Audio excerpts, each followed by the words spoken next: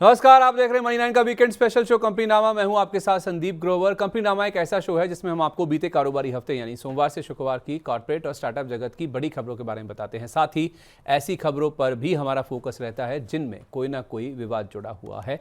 हमारा खास सेगमेंट है ऑन द रडार, जिसके जरिए हम आपको ऐसी खबरें भी बताते हैं। तो चलिए जल्दी से शुरू करते हैं इस हफ्ते की खबरों का सफर। पहले आपको बताते हैं कॉर्पोरेट जगत से जुड़ी हुई खबरों का वीकली राउंडअप। इस सिलसिले को शुरुआत करते हैं हम पारस डिफेंस के साथ, जिसको लेकर इस हफ्ते दो खबरें थी। पहली खबर ये थी कि पारस डिफेंस की सेमीकंडक्टर स्पेस में एंट्री हो गई है। सेमीकंडक्टर स्पेस में एंट्री के लिए इस कंपनी ने एक नई सब्सिडरी कंपनी का गठन किया है जिसका नाम है पारस सेमीकंडक्टर्स।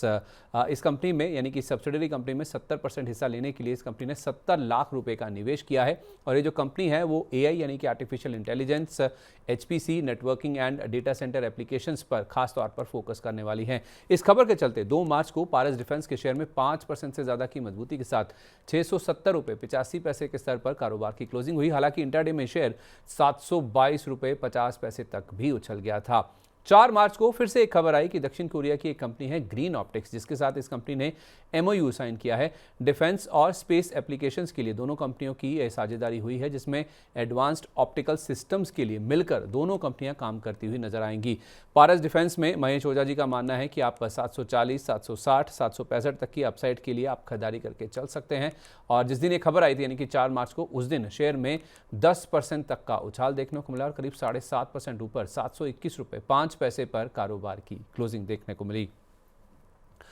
अगला नाम है जेएसडब्ल्यू इंफ्रा, जिसके ऊपर यूएस, इजराइल और ईरान के बीच में जो जंग चल रही है उसका असर देखने को मिला है। दरअसल हुआ क्या है कि फुजायरा लिक्विड टर्मिनल में जो इनका स्टोरेज टैंकर है उसके ऊपर जो ड्रोन है उसका मलबा गिरता हुआ नजर आया। मलबा गिरने से किसी को चोट तो नहीं लगी, लेकिन कंपनी ने ये जरूर कहा कि इनके जो बाकी 14 टैंकर्स हैं उनको पूरी तरह से सुरक्षित कर लिया गया है। आपको बता दें जो फुजियारा लिक्विड टर्मिनल है वो 2023 में इनकी एक सब्सिडरी कंपनी है जेएसडब्ल्यू टर्मिनल मिडल ईस्ट के नाम से, जिसने इसका अधिग्रहण किया था। वीएलएम वाला मानती है कि शेयर में आप 230 रुपये के आसपास मिले तो नई खरीदारी करके चल सकते हैं। इस खबर का इंपैक्ट हमने 4 तारीख को देखा था। 4 मार्च को जेएसडब्ल्यू इंफ्रा के शेयर में करीब 2% की गिरावट के साथ 246 रुपये 70 पैसे के स्तर पर कारोबार की क्लोजिंग हुई। हालांकि इंट्राडे में ये शेयर 243 रुपये तक भी फिसल गया था। अगला नाम है ओला इलेक्ट्रिक मोबिलिटी का, जिसने इस हफ्ते होली महोत्सव लॉन्च किया है और उसका असर भी शेयर में पॉजिटिव साइड पर देखने को मिला। कंपनी ने होली महोत्सव लॉन्च करने की घोषणा की है, जिसके तहत रोडस्टर एक्स नाम की जो इनकी इलेक्ट्रिक बाइक्स की रेंज है वो अब 79,999 रुपये से शुरू होगी, ऐसा कंपनी ने कहा। ये पोर्टफोलियो अगर आप देखें रोडस्टर एक्स रेंज का तो 2.5, 3.5 और 4.5 kWh की रेंज में आपको मिलता है और इनकी कीमत अब 80,000, 93,000 और 1 लाख के आसपास कंपनी की ओर से बताई गई है। और इससे हुआ ये है, कंपनी ने एक स्टेटमेंट जारी करके बताया कि ईवी बाइक की कीमत और जो एंट्री लेवल आइस मोटरसाइकिल होती है यानी कि पेट्रोल मोटरसाइकिल जिसे आप आम भाषा में कहते हैं, इन दोनों के बीच का जो प्राइस डिफरेंस है वो खत्म हो गया और ये दोनों कैटेगरीज एक साथ एक प्राइस पर आती हुई नजर आई हैं। एक्सपर्ट्स का मानना है, खासतौर पे महेश ओझा जी का, कि शेयर वो आप ट्रेडिंग के लिए चाहे तो खरीद सकते हैं। स्टॉप लॉस 21 रुपये 70 पैसे का होना चाहिए। ऊपर में टारगेट 28 से 30 रुपये तक के देखने को मिल सकते हैं। 4 मार्च को इस खबर का हमने इंपैक्ट देखा। उस दिन ये शेयर इस खबर के चलते शुरुआती कुछ मिनटों में ही 8.5% तक उछल गया था। हालांकि क्लोजिंग करीब 2.5% की मजबूती के साथ 24 रुपये 65 पैसे के स्तर पर जाकर देखने को मिली। कच्चे तेल में उछाल से शुगर शेयरों में भी इस हफ्ते काफ़ी ज़्यादा जोश देखने को मिला। 2 प्रोमिनेंट रीज़न। पहला ये कि शुगर जो ग्लोबल शुगर आउटपुट है वो घटने और कीमतें बढ़ने की आशंका है, जिस वजह से ये शेयर भागते हुए नजर आए। दरअसल हुआ ये है कि तेल कीमतें ऊंची अगर रहती है तो ऐसे क्यास लगाए जा रहे हैं कि ब्राज़ील, जो कि दुनिया का सबसे बड़ा शुगर उत्पादक है, वो अपना शुगर केन का जो प्रोडक्शन है उसको एथेनॉल की तरफ ज़्यादा डाइवर्ट कर सकता है। तो अगर दुनिया का सबसे बड़ा उत्पादक ज़्यादा चीनी के बजाय एथेनॉल के ऊपर फोकस करेगा तो जाहिर सी बात है फिर चीनी का जो स्टॉक है, जो अवेलेबिलिटी है, वो कम होती हुई नजर आएगी। और यही कारण है कि इंटरनेशनल कमोडिटी एक्सचेंज पर इस हफ्ते रॉ शुगर और व्हाइट शुगर दोनों की कीमतों में अच्छा खासा उछाल देखने को मिला। विलियम वाला मानती हैं कि प्राज इंडस्ट्रीज और श्री रेणुका शुगर, इस पूरे स्पेस में से आप चाहें तो 2 से 3 महीने के लिए इन शेयरों को होल्ड करके चल सकते हैं। 4 मार्च को आप देखें तो ईआईडी पैरी, जो कि एक चीनी कंपनी है, ये 2% का शेयर उस दिन गिरा था। इसको छोड़ दे तो बाकी तमाम शेयरों में हमने 12% तक का उछाल देखा और सबसे ज़्यादा एक्शन बजाज हिंदुस्तान के शेयर में ही देखने को मिला। अगला नाम है पेट्रोनेट एलएनजी का। इनफैक्ट इस हफ्ते हुआ क्या है, इजराइल ईरान की जो जंग चल रही है उसका तेल गैस शेयरों पर और जो इंडस्ट्री है उसके ऊपर भी असर दिखना शुरू हो गया है। पेट्रोनेट एलएनजी की जहाँ तक बात है तो इनकी कतर एनर्जी से सप्लाई आती है एलएनजी की, और इस कंपनी ने कतर एनर्जी को फोर्स मेजर नोटिस जारी कर दिया है। मिडिल ईस्ट में जंग की वजह से सप्लाई में रुकावट है, जिस वजह से कंपनी को मजबूरन ये एक्शन लेना पड़ा है। फोर्स मेजर आपको बता दें एक ऐसी सिचुएशन होती है, ऐसी परिस्थिति होती है जिस पर आपका कोई बस नहीं होती, चाहे वो आपदा हो या कोई तूफान आ जाए, कोई ऐसी स्थिति आ जाए, ऐसे में जो परिस्थिति आपके बस में नहीं होती, ऐसे में फोर्स मेजर सिचुएशन जो है उसको लागू किया जाता है। अब कंपनी के जो एलएनजी टैंकर हैं वो स्ट्रेट ऑफ हॉर्मुज से सुरक्षित रूप से आगे नहीं बढ़ पाए हैं, जिस वजह से ये फैसला लिया गया है। और इनके जो ऑफटेक करने वाले यानी कि इनसे जो एलएनजी का ऑफटेक करते हैं, जैसे गेल हुआ, आईओसी हुआ, बीपीसीएल हुआ, उनको सप्लाई एग्रीमेंट पर संभावित असर के बारे में भी कंपनी की ओर से बताया गया। तो इसका असर ऐसे हुआ कि उस दिन पेट्रोनेट एलएनजी को बड़ा झटका लगता हुआ दिखा। हालांकि बीएलएम वाला मानती है कि पीएनजी पेट्रोनेट एलएनजी को आप धीरे धीरे 260 रुपये तक भी आए तो आप खरीद सकते हो। इनफैक्ट इसी ग्रुप से इसी स्पेस से आईजीएल को भी आप चाहें तो नीचे 150 रुपये तक मिले तो आप खरीदारी करके चल सकते हैं। 4 मार्च को पेट्रोनेट एलएनजी के शेयर में इस फोर्स मेजर क्लॉज के एक्टिवेट होने पर 12% का बड़ा झटका लगा शेयर को, और करीब 9.25% नीचे ये शेयर 280 रुपये के भाव पर जाकर सेटल होता हुआ नजर आया। इसी तरह का कुछ इंपैक्ट हमने गुजरात गैस के शेयर में भी देखा। इनफैक्ट यूएस ईरान जंग जो है उसका जो इंपैक्ट है वो घरेलू इंडस्ट्रीज पर साफ तौर पे देखने को मिल रहा है। इस कंपनी की जहाँ तक बात है गुजरात गैस की, इनकी जो एलएनजी सप्लाई है वो इस पूरे इवेंट की वजह से काफ़ी ज़्यादा प्रभावित होती हुई दिखी है, और यही कारण है कि इनके जो इंडस्ट्रियल ग्राहक हैं उनको इस कंपनी ने भी फोर्स मेजर नोटिस जारी कर दिया है। इंडस्ट्रियल ग्राहकों को मिलने वाली गैस सप्लाई 50% तक घटाई गई है इस कंपनी की ओर से, और ये लागू हुआ था 6 मार्च यानी कि शुक्रवार से, जिस दिन से इनकी जो गैस सप्लाई है उसको 50% से कम कर दिया गया। 5 मार्च को कंपनी के शेयर में 7% तक की गिरावट देखने को मिली, और करीब 5% नीचे ये शेयर 397 रुपये 15 पैसे के स्तर पर जाकर सेटल होता हुआ नजर आया। देश की सबसे बड़ी FMCG company HUL health and wellbeing segment से बाहर हो गई है। जी हां, इस कंपनी ने न्यूट्रिशन लैब का 19.8% हिस्सा 307 करोड़ रुपए की रकम में बेच दिया है। ये प्रक्रिया पूरी कर ली है। 12 फरवरी को स्टॉक एक्सचेंजेस को इस कंपनी ने हिस्सा बिक्री की जो योजना है उसके बारे में जानकारी भी दी थी। तो एक हो गई ये बात। दूसरा, जाइवी वेंचर्स का जो बाकी बचा 49% हिस्सा है उसको इस कंपनी ने 824 करोड़ रुपए की रकम में खरीद लिया है। ये प्रक्रिया भी पूरी हो चुकी है, कंपनी ने ऐसा कहा है। और सौदे के बाद जो सब्सिडरी कंपनी के रूप में ओजीवा ये काम करती हुई नजर आएगी। ये जो दोनों ट्रांजैक्शंस हैं इनको एक्टिव तो कर लिया गया है। सौदे जो हैं ये अगले महीने तक कंपनी ने कहा है कि पूरे होते हुए नजर आ सकते हैं।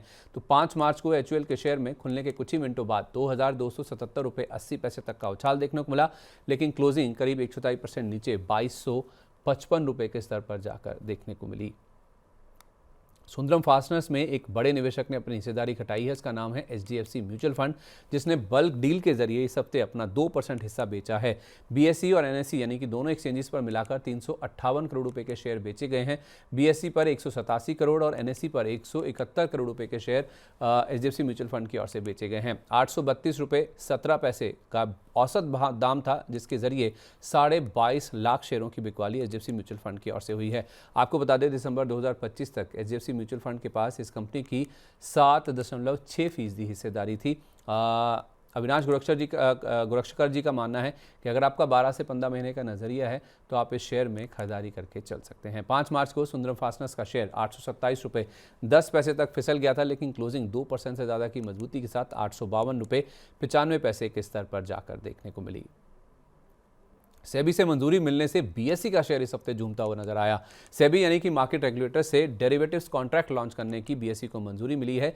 बीएसई सेंसेक्स नेक्स्ट 30 इंडेक्स के जो डेरिवेटिव्स हैं वो लॉन्च करने की बीएसई को मंजूरी मिली है। इस मंजूरी से होगा क्या कि डेरिवेटिव सेगमेंट जो है, डेरिवेटिव प्रोडक्ट्स जो हैं उस सेगमेंट में इस एक्सचेंज का जो विस्तार है वो होता हुआ नजर आएगा। इनकी जो पोजीशनिंग है वो और स्ट्रांग और मजबूत होती हुई नजर आ सकती है।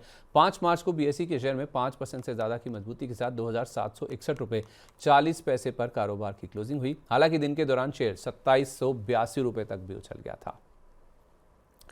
मई 2025 के बाद मझगांव डॉक के लिए यह हफ्ता सबसे बेस्ट रहा। क्यों? क्योंकि कंपनी ने एक बड़े डिफेंस ऑर्डर की जो उम्मीद है, जो एक्सपेक्टेशन है, उसके ऊपर एक सफाई जारी करी। कंपनी ने कहा कि इस कंपनी और सरकार के बीच में जो सीएनसी को लेकर नेगोशिएशंस हैं वो पूरी हो चुकी हैं और प्रस्ताव को फाइनल मंजूरी के लिए कॉम्पिटेंट अथॉरिटी के पास भेजा भी जा चुका है। इस खबर के चलते 5 मार्च को शेयर में करीब 9% का उछाल आया था, जिस वजह से कंपनी ने सफाई भी जारी करी और 3 से 4 साल के निवेश के लिए तपन दोषी साहब कह रहे हैं कि आप इसमें खरीदारी करके चल सकते हो और हर गिरावट पर इनफैक्ट आप चाहें तो इस शेयर में आप खरीदारी करके चल सकते हैं। 6 मार्च को मझगांव डॉक में 2560 रुपये तक का उछाल देखने को मिला।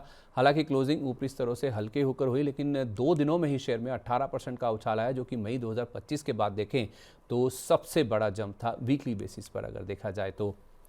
अगला नाम है जीआरएससी का। निजी क्षेत्र की एक कंपनी के साथ इन्होंने हाथ मिलाया, जिसको बाजार ने पॉजिटिवली रिएक्ट किया और पॉजिटिवली पसंद भी किया। भारत फोर्ज एक निजी कंपनी है, इसकी जो सब्सिडरी कंपनी है उसके साथ जीआरएससी ने हाथ मिलाया, करार किया है। कल्याणी स्ट्रेटेजिक सिस्टम्स, जिसे हम KSSL के नाम से जानते हैं, इसने जीआरएससी के साथ हाथ मिलाया है। हुआ ये है कि एडवांस्ड नेवल सिस्टम्स और मैरीटाइम इनोवेशन के लिए ये करार किया गया है और दोनों कंपनियां मिलकर इंडिजीनियस यानी कि स्वदेशी सॉल्यूशंस डेवलप करेंगी और उनको प्रमोट करेंगी। इस कंपनी को लेकर वीएलए अंबाला मानती है कि 2400 से लेकर 2100 की एक रेंज है, जिसमें आप चाहें तो धीरे धीरे इस कंपनी को, इस शेयर को एक्यूमुलेट करके चल सकते हैं।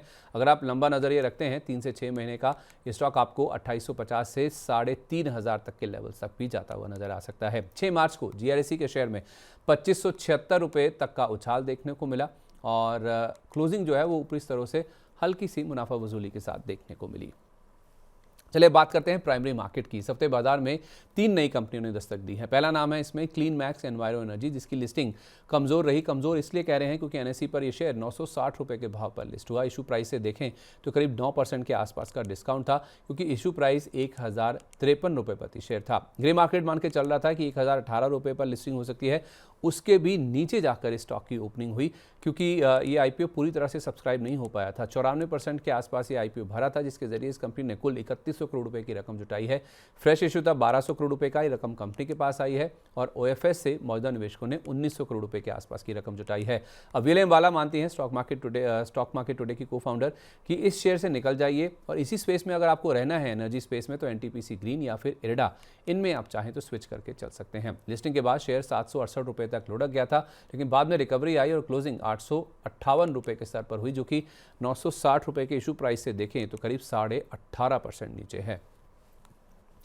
दूसरा नाम है पीएनजीएस रीवा डायमंड ज्वेलरी का, जिसे आप रीवा डायमंड्स के नाम से भी जानते हैं। कमजोर लिस्टिंग हुई, लेकिन उसके बाद शेयर में हमने रिकवरी आती हुई देखी।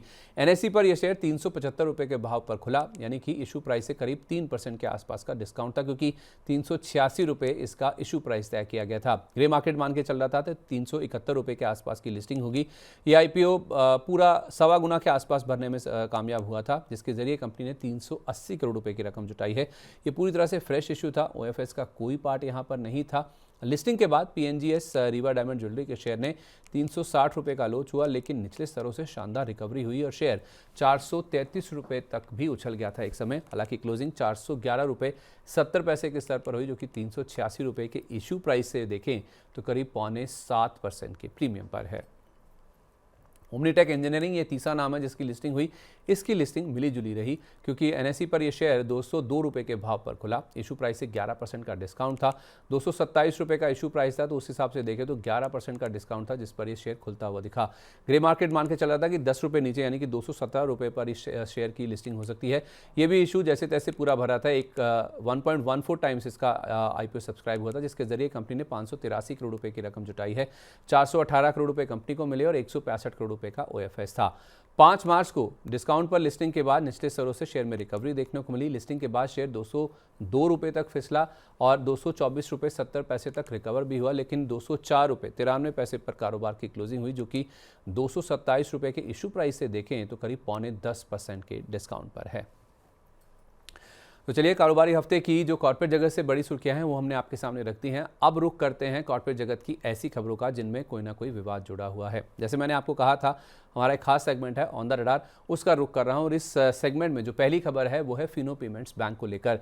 165 रुपये 1 पैसे तक ये स्टॉक इस हफ्ते लुढ़क गया था, जो कि इसका 52 वीक लो है, लेकिन वहां से शेयर में काफ़ी अच्छी रिकवरी देखने को मिली। खबर ये आई थी कि कंपनी के जो MD एंड CEO हैं ऋषि गुप्ता जी, उनको गिरफ्तार कर लिया गया है और ये हुआ है DGGI हैदराबाद की ओर से। GST टैक्स नियमों के तहत ये गिरफ्तारी हुई है, जिसमें एक रिपोर्ट के हवाले से खबर आई थी कि बिजनेस पार्टनर्स से जुड़ी हुई जो जांच हुई है उसके बाद DGGI हैदराबाद का एक्शन होता हुआ दिखा है। जाली इनवॉइस के चलते सरकार को रेवेन्यू लॉस हुआ है, ऐसा इस रिपोर्ट में पाया गया था। हालांकि कंपनी की ओर से बयान निकल के सामने आया कि जो मौजूदा CFO हैं केतन मर्चेंट, उनको MD एंड CEO का पदभार जो है वो सौंप दिया गया है। 2 मार्च को फिनो पेमेंट्स बैंक के शेयर में 165 रुपये 1 पैसे तक की बड़ी गिरावट हुई। नया 52 वीक लो इसने टच किया, लेकिन बाद में निचले स्तरों से शानदार रिकवरी भी हुई और शेयर महज 0.25% नीचे 191 रुपये के आसपास जाकर बंद होता हुआ दिखा। अदानी ग्रीन से एक बड़े निवेशक की निकलने की तैयारी है। नॉर्वे का $2 ट्रिलियन का दुनिया का सबसे बड़ा सॉवरेन वेल्थ फंड पोर्टफोलियो से इस कंपनी को हटाने जा रहा है। बड़े भ्रष्टाचार, गंभीर फाइनेंशियल क्राइम की चिंताओं के कारण ये फैसला लिया गया है।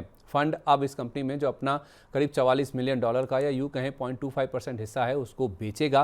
गौतम अदानी पर US डिपार्टमेंट ऑफ जस्टिस और SEC यानी कि सिक्योरिटीज एंड एक्सचेंज कमीशन, जो कि US के मार्केट का मार्केट रेगुलेटर है, उसकी ओर से जो फ्रॉड और रिश्वतखोरी के आरोप लगाए गए थे उसके बाद ये फैसला लिया गया है। अब VLM वाला मानती है कि अदानी ग्रीन में अगर आपको कोई नई खरीदारी करनी है गिरावट पर तो 820 से 830 रुपये की रेंज का आप इंतजार कर लीजिए। उन्होंने ये भी कहा कि इसी ग्रुप में अगर आपको रहना भी है तो आप चाहें तो अदानी ग्रीन के अलावा अदानी पोर्ट्स को खरीद सकते हैं, जहां पे टारगेट आपको 1600 से 1800 रुपये तक के देखने को मिल सकते हैं।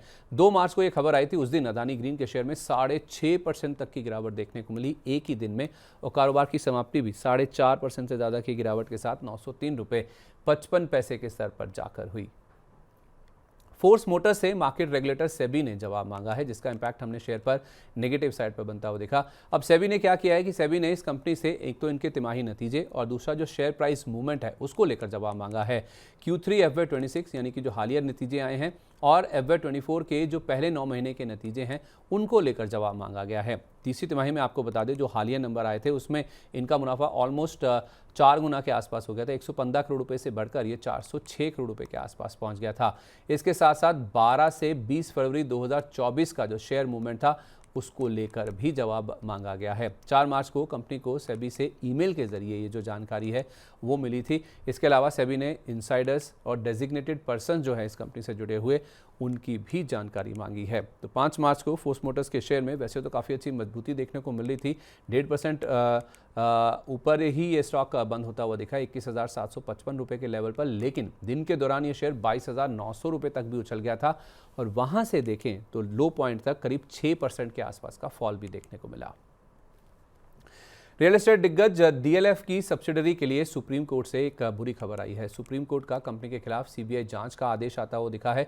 गुरुग्राम में इनका द प्राइमस प्रोजेक्ट के नाम से एक बिल्डिंग बनी है, उसको लेकर CBI की जांच का जो आदेश है वो सुप्रीम कोर्ट की ओर से आता हुआ दिखा है।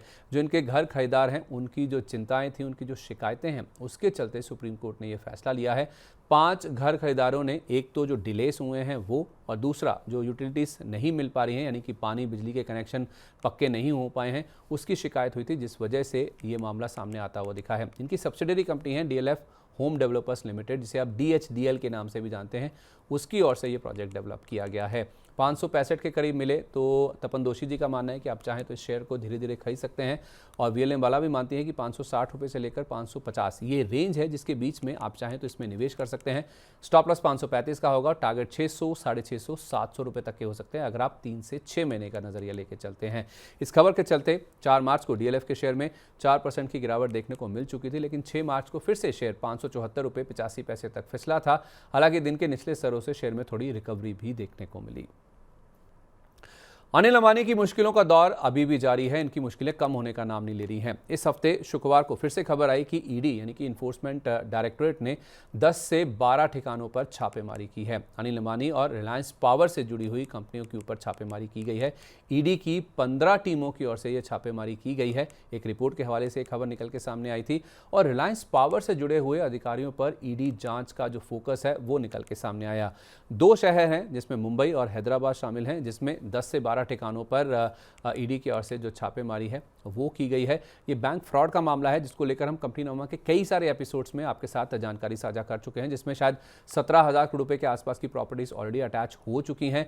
2 बार अनिल अंबानी से ईडी की ओर से मनी लॉन्ड्रिंग मामले में पूछताछ भी की जा चुकी है और ये पूरा मामला अगर आप देखेंगे तो 40,000 करोड़ रुपए का बैंक लोन फ्रॉड है जो कि हुआ था, जिसके तहत होता हुआ दिखा है।